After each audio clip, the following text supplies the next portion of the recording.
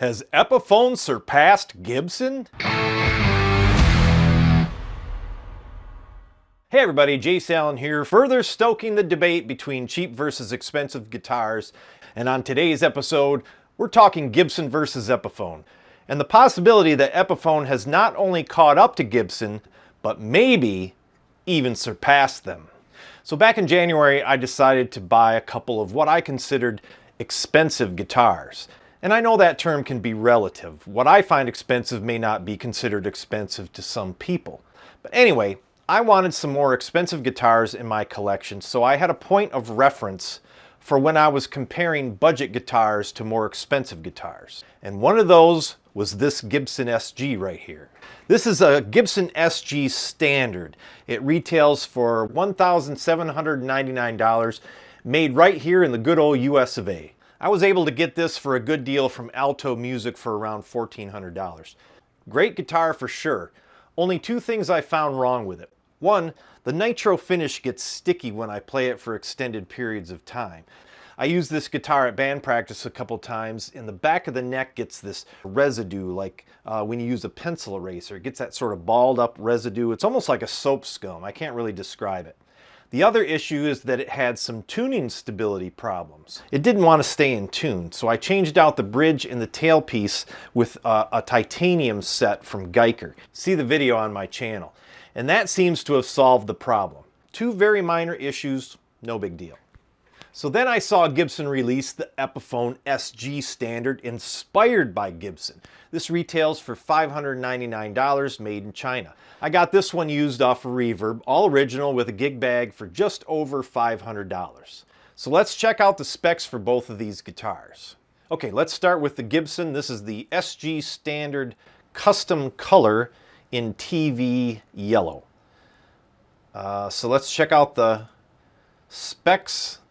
Body SG, it's got a single cream binding on the fretboard, SG shape of course, and as I mentioned before, nitrocellulose finish. Body material, it is listing as mahogany.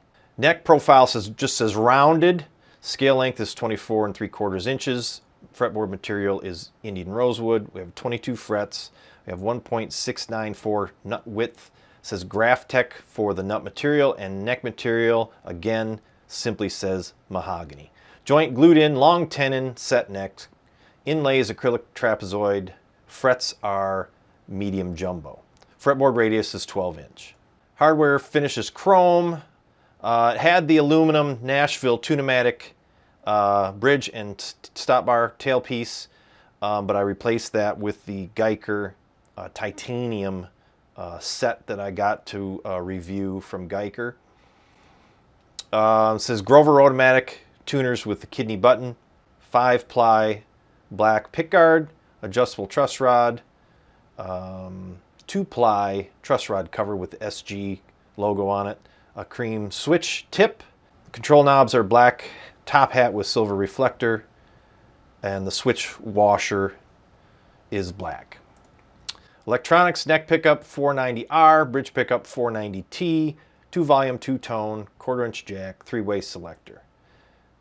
Miscellaneous comes with a soft shell case. The Gibson SG case is really nice. It's like more like a padded soft case, not really a gig bag, but not really a hard shell case either. It's imitation leather, I think it is, but it's really, really nice, really durable. It's got a lot of pockets in it. It's got the backpack style straps on it, so you can, carry it that way. So let's compare that to the Epiphone. This is the SG Standard in TV yellow. So let's get right down to the specs. Body style SG, of course, body shape SG, same thing. Now, body material says mahogany. A lot of people like to argue that, there's differences in the wood type. I know that there's what's called genuine mahogany, and that's what the Heritage guitar that I got was made out of. And when I talked about the Agile Les Paul style guitar, that guitar was a solid piece of mahogany with the one-piece neck. A lot of necks have the scarf joint to save material.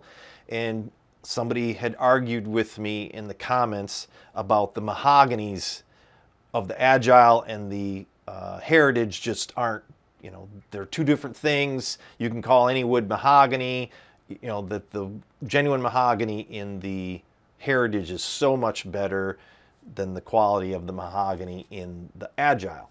So in this particular case, there's no designation between, you know, it doesn't say genuine mahogany on the Gibson and just plain mahogany on the Epiphone. It just says mahogany on both of them.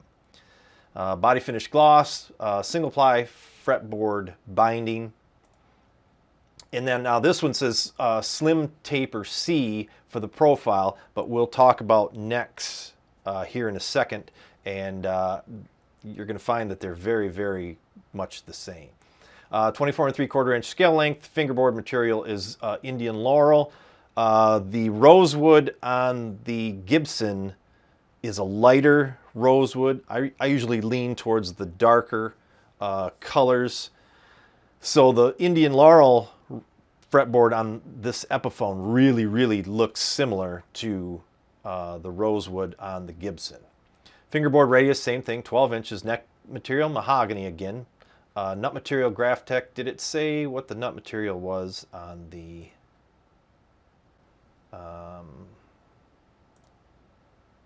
Graphtec? Okay, so same nut material. 22 frets, same 1.692 nut width. And this, the Gibson is a 1.694, so basically the same. Glued in set neck. It doesn't say the long tenon. I don't know if that's, you know, if they're just not mentioning it or it doesn't have it, if that's a difference that could create an issue. I don't know. And then it says medium jumbo frets, but we're going to talk about frets because I'm going to measure them with the calipers here in a minute because I think they feel a little different. So let's see, pearloid trapezoid inlays on the Epiphone, and the SG just said acrylic trapezoid. So I don't know what the difference between pearloid and acrylic is. I suppose I could look it up, but I don't think it's that big of a deal. So hardware, now this one says nickel finish hardware, where on the Gibson it said chrome hardware. Lock tone tune-o-matic and lock tone stop bar. They really look pretty much the same to me. I don't know what the lock tone is as opposed to the Nashville tune-o-matic. Those could just simply be trademarks that they have. Tuning machines, again, same. Grover tune-o-matic, same black 5-ply pick guard.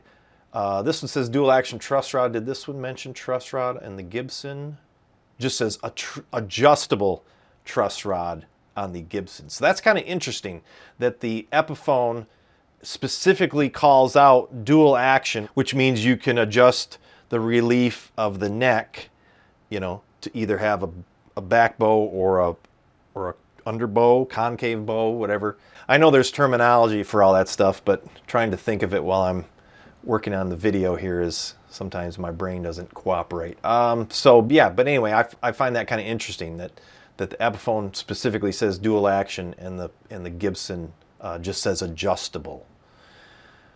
Truss rod cover is the same thing, 2-ply bell with SG on it. They look a little different. We'll point that out. Control knobs, black top hat with nickel insert. The SG just called them black top hat with silver reflector, so I have to assume that that's pretty much the same. Switch tip ivory, black switch washer, and then this says pickup covers are nickel on the Epiphone, and I believe this one said they were chrome. Actually, it doesn't even say. Truss rod cover control pickup. Yeah, so it just says finished chrome, so it doesn't call out the pickup covers, and they both have the pickup covers, but they both look chrome to me. I don't know. I thought nickel had a little bit more of a dull, almost a brushed finish to it. But they both, I don't know. We'll get into that here in a second when we kind of compare them. And then strap buttons, that's interesting because the strap buttons on the Epiphone are chrome or shiny, glossy, and then the ones on the Gibson they're aluminum. They're like clearly like a brushed aluminum. I don't think it mentions those in here. No, it does not. And so then, so then we get to the electronics. Neck pickup is a Pro Bucker 2. Bridge pickup is a Pro Bucker 3. 3-way toggle switch, 2 volume, 2 tone. But we'll talk a little bit more about those in a second as well. And then that comes with a gig bag. It's just a vinyl or a nylon gig bag. It's nice though. It's pretty padded. It's not just a chintzy, flimsy gig bag. So, okay, let's talk about pickups. So, if you look at the Gibson, these are the 490. So I'm pretty sure. Let me just double check and make sure that I'm talking about the right thing here. Yep, 490, 490R, 490T. So the 490R says, and now the ones that are on here. Okay, let's go to the chrome. Oh no, these aren't the chrome ones. But anyway, these are the chrome covered. I don't really think that makes any difference. So it says they're wax potted, Alnico 2, 8K. So that's in the bridge position. So then the neck pickup is 8.2K, also wax potted. It says 4 conductor. I'm not even sure. Okay, this one is the chrome covered one. So I grabbed 2 different ones. But anyway, they're the same pickup. The other one just doesn't show the chrome cover on it. So then if you go to if you go to Epiphone, these are the Pro Buckers. The Pro Bucker 2 is in the neck pickup, Pro Bucker 3, and from what I understand, they're just rated different in ohms. I think the 3 is hotter. I don't know. I'd have to look at that. But if you go to, if you look at the internet seems to think that the Pro Buckers are also wax potted. So, and I believe they're also Alnico. See, you don't get a lot of data here on the Epiphone's page. So let me just see. Okay, so according to the internet, which we all know is completely accurate, Pro Bucker 3 is an Alnico 2 magnet, 4 conductor, wax potted, and it's the Pro Bucker 3 is an 8.7K. That would be the resistance. Yes, resistance. And let's see if we can find the same information for the Pro Bucker 2. And the Pro Bucker 2 also says, Alnico 2, wax potted, but I don't see any specs on the resistance. But we can analyze that here in a second. So pickups are very, very close, but we'll do a little side by side as far as measuring them, and then of course we're going to do sound examples. So let's just talk about the physical. Okay, one more thing I wanted to touch base on was, of course, the headstock of both guitars, because they did change the headstock to look more like this open book. So this is what the Epiphone headstocks look like before. They literally cut the corners off the headstock. So it looked similar to this Kalamazoo style, but they had sort of cut these corners off. But if you look at the Gibson, I mean, the Gibson is very, very different. It's that, they call it the open book, where it looks like a book. Like you're looking at a book from the side that's open. And then it sort of tapers down here closer. So that means that the tuning keys kind of come in more. And that's a lot of what contributes to, I mean, some of them, the strings damn near touch, you know, the other post. And then people have, you know, they have those string buddies or whatever. I'm going to do a review on that here soon. A viewer sent me one to mess around with. So, but then these sort of flare out more at the bottom in the string. See how much there's much more space between here. So they're not exactly the same as far as the headstock goes. But they did change it to sort of more closely mimic the Gibson headstock, but they're calling it the Kalamazoo headstock. So it looks more like the because Gibson has also the Kalamazoo brand. There used to be a guitar called the Kalamazoo.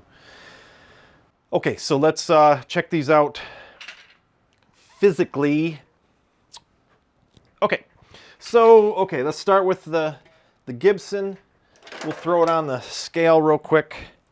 I did a full breakdown of this guitar on my channel. Okay, so this one is 6.2 pounds. And the Epiphone, I think, is going to be a little heavier. It feels heavier to me.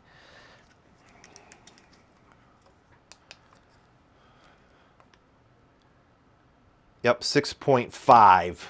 So it's a little bit heavier. So then, like I said, let's check out these headstocks. And, you know, they're quite different.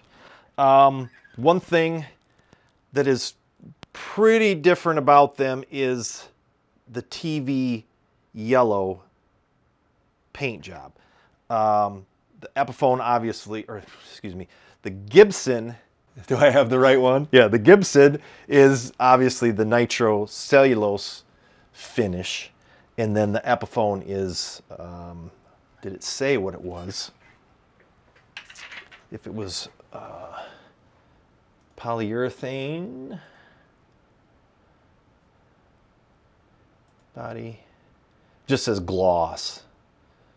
I don't know if it says it somewhere up in the description, but it's probably just a polyurethane. Sometimes they'll call it polyester.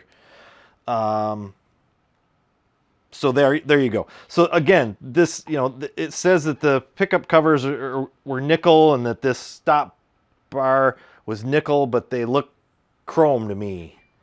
The nickel usually has a more, like a nickel color. It looks like nickel. I mean, it's got a different, you know how aluminum looks more dull, like, well, that's what this looks like. So maybe it's chrome plated nickel. I don't know. But these look exactly like the hardware that was on the Gibson. And the pickup covers look, you know, pretty much identical. One thing that the Epiphone does not have is the little, the binding doesn't cover the end of the frets like it does on the Gibson. And then, like I said, the strap buttons are different. Those are like an aluminum. They look aluminum to me. So, and then the knobs are pretty much identical. One thing on the Epiphone here that could be considered a quality issue is that the knobs aren't seated all the way down. So they didn't, the posts on the pots stick up too far. And we'll talk about pots here in a minute.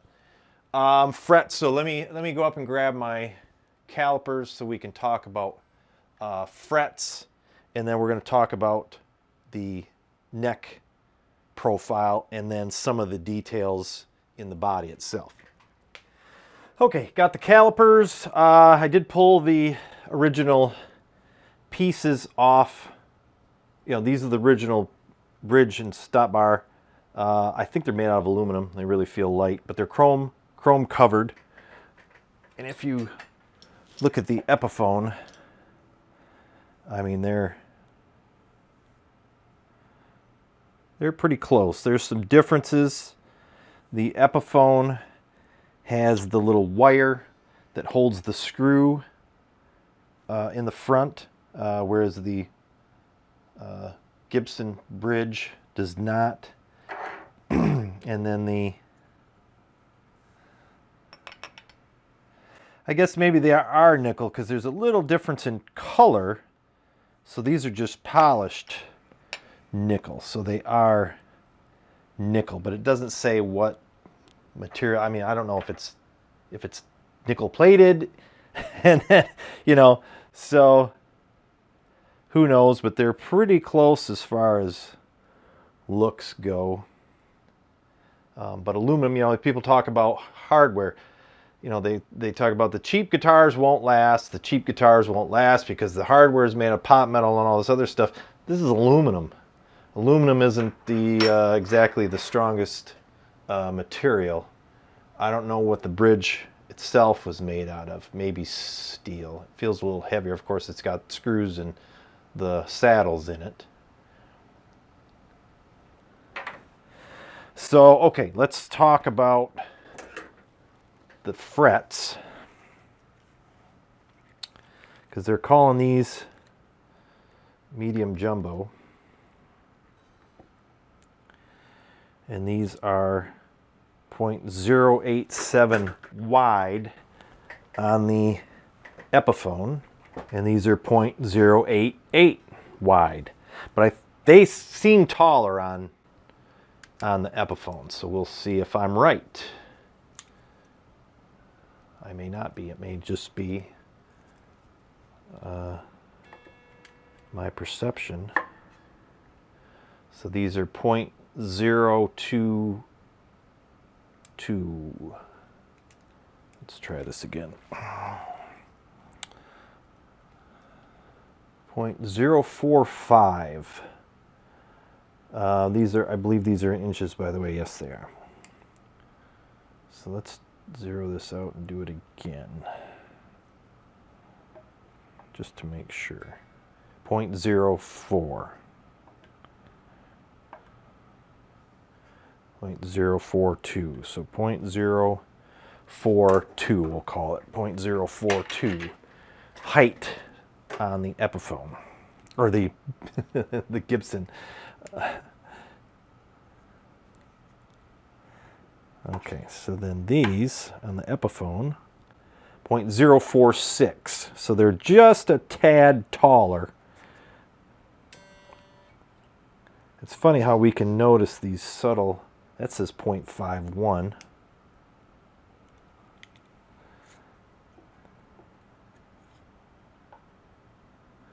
That says 0.49. 0.49, 0.44, so pretty close, pretty close. These just seem taller for some reason. I don't know why. Okay, so let's talk about the neck profile. I've got one of those contour gauges, but it's not plastic. I don't want to scratch these up, so I'm going to do just some tape across here and take this tool that is kind of falling apart and press it down and see what shape we get. There's our C shape at the roughly the first fret, and then roughly at the first fret of the Epiphone. And as you can see,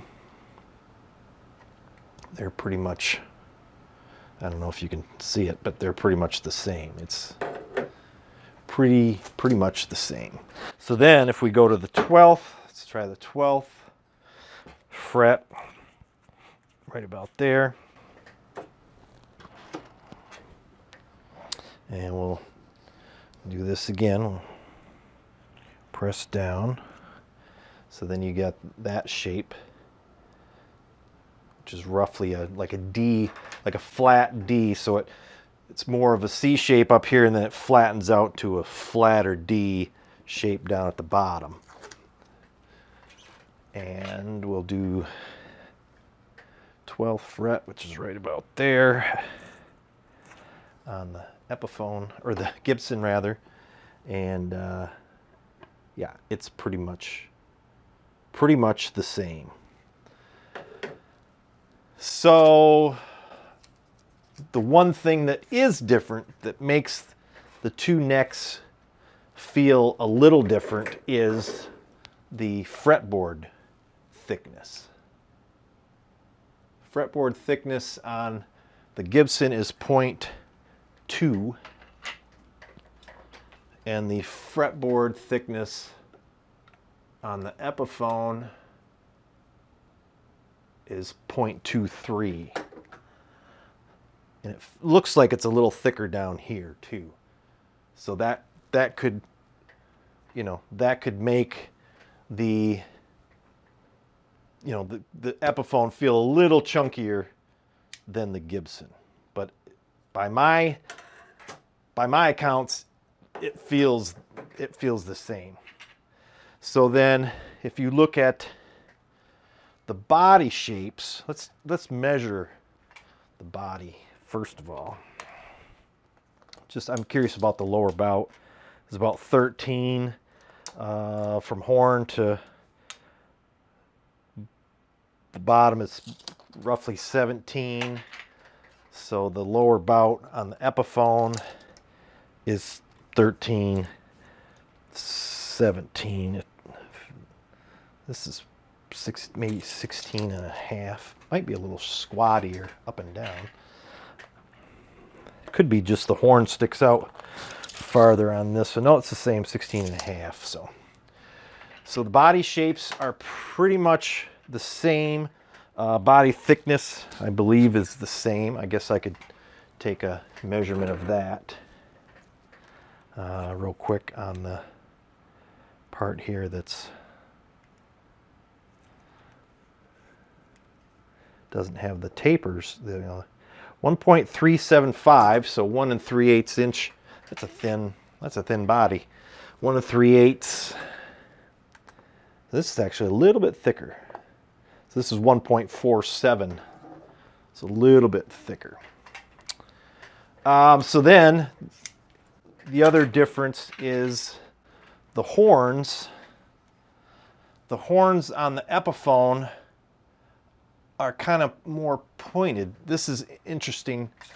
The horn here on this, well, it'd be the right side as you're looking at the guitar, is pointier, and then this one's wider. Like maybe they even filed it down too much. And then you look at the Epiphone, and the horn, the left side, or as your right side, my left side back here, looks more pointy, but then the right one here looks more pointy. These are more similar on the Epiphone than they are on the SG or the Gibson, because you've got a pointy one here and then you got this one that's stubby, like maybe they hit it with the sander a little too much. And then the body contours are quite a bit different. It seems like they're a little bit more pronounced on the Gibson. There almost isn't, this is interesting, there almost isn't, like maybe they forgot to shape this one. This should be, you know, angled, and it's not. It's basically a, you know, like they didn't shape it. That's interesting. I'll try to get some close-up pictures so you can see. And then from the front too, these contours on the Epiphone aren't quite as deep. Okay, so then I did open up the controls on the Epiphone. Let me just do it real quick on the Gibson, because the Epiphone has a mechanical switch, not a PCB board switch. The Gibson has flat black screws on the back plate whereas the Epiphone has chrome round-headed screws. Both have Grover tuners. I think I mentioned that in the when we were covering the specs. Trying to get this plate off this fun. Oh, this is interesting. The plate on the Gibson does not have shielding on it, but the back plate on the Epiphone does. So the three-way switch on here, I think, is a Switchcraft switch. And these are full-size pots, but they're labeled Gibson. And there's like a little control panel back there. That's interesting too. So they've got, well, this is interesting. So they've got like a little circuit board almost on here. See the little circuit board down there? So there's like, they've got the little plugs in there. So there's your capacitor. I think that's a capacitor. But then instead of soldering the tops of the pots and everything, you've got these nice, clean, this little circuit board down there. And then the pots are soldered to the circuit board, and then everything's got pins with the little plug ends on them. So that's kind of cool. And then this is, I'm pretty sure that's a Switchcraft mechanical switch. And then just a cheapo, maybe not cheap, but you know, just the 1/4-inch jack is, I've seen some more substantial than that. And then, like I said, those are Gibson branded pots. But again, no shielding on the back of the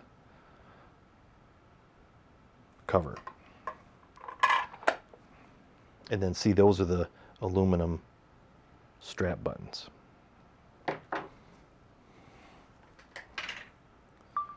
Okay, so as you can see, there's shielding behind the control plate on the Epiphone. So then the mechanical, it's a mechanical switch, three-way switch, but it's not that long, you know, that goofy looking one. I think that's a Switchcraft. But then if you look, these are CTS pots. That's a 500K. I don't know if they're all 500K. Kind of hard to see. But then they've got some quick connect pieces here. But then there's solder on top. See how that's soldered on top of those? And then the capacitor. Yeah, capacitor. Oh, actually, there's two on. These are tone. I think those are tone. But nice, you know, decent wiring. And then again, same old 1/4-inch switch.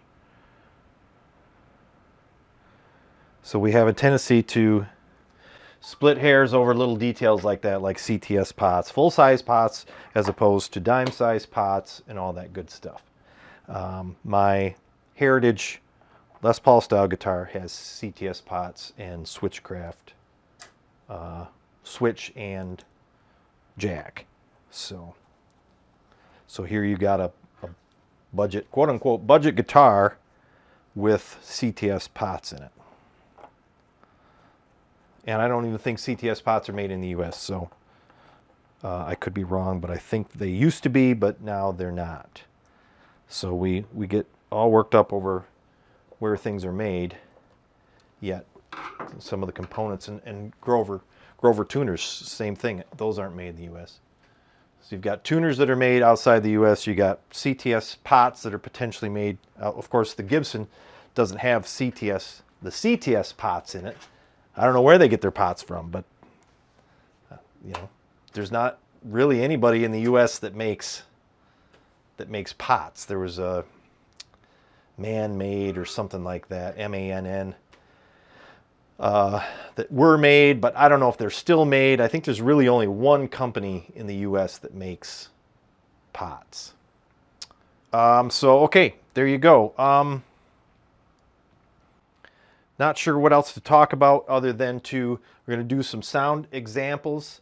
I'm going to make sure that both pickup heights are set to the same. And then we'll just run through the sound real quick, and then we'll wrap this up. So they're spec the same, but what about the sound? Let's check it out.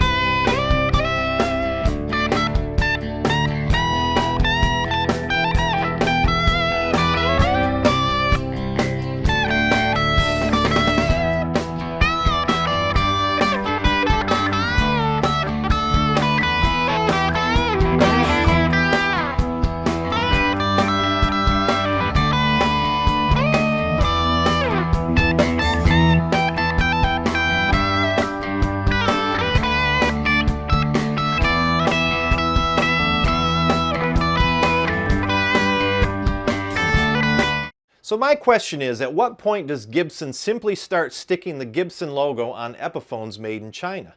Think about it. Many of the major guitar brands have cheaper sister brands. Fender has Squier, of course.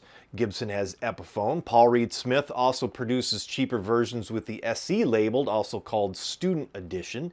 ESP has the LTD as their budget line. Fender has occasionally released Fender branded guitars made in Japan. They of course have a line of guitars made in Mexico. This is also true of Taylor and Martin. But any guitar with the Gibson logo on the headstock is made in the USA. Gibson even aggressively goes after counterfeiters, as we saw late last year when they seized a huge shipment of counterfeit guitars at the Port of Los Angeles. And of course, they recently won a lawsuit against Dean Guitars. So Gibson has always been very protective of the Gibson name. Whereas Paul Reed Smith has budget guitars made overseas that have the Paul Reed Smith name on them, and Fender now even makes the Standard line in Indonesia. But Gibson knows the power of the Gibson name, so in 2020 they released the Epiphone Inspired by Gibson line, changing the headstock to the Kalamazoo shape, which more closely resembles the open book Gibson headstock. They also include Gibson Burstbucker pickups in some models of Epiphone. All this means that Gibson are pushing Epiphone closer and closer to the Gibson brand. What do you think? Will Gibson ever make a Gibson branded guitar that is more affordable outside the US? Has Epiphone caught up to or even surpassed Gibson in terms of quality and tone? Let me know what you think down in the comments, and as always, thanks for tuning in. We'll see you next time.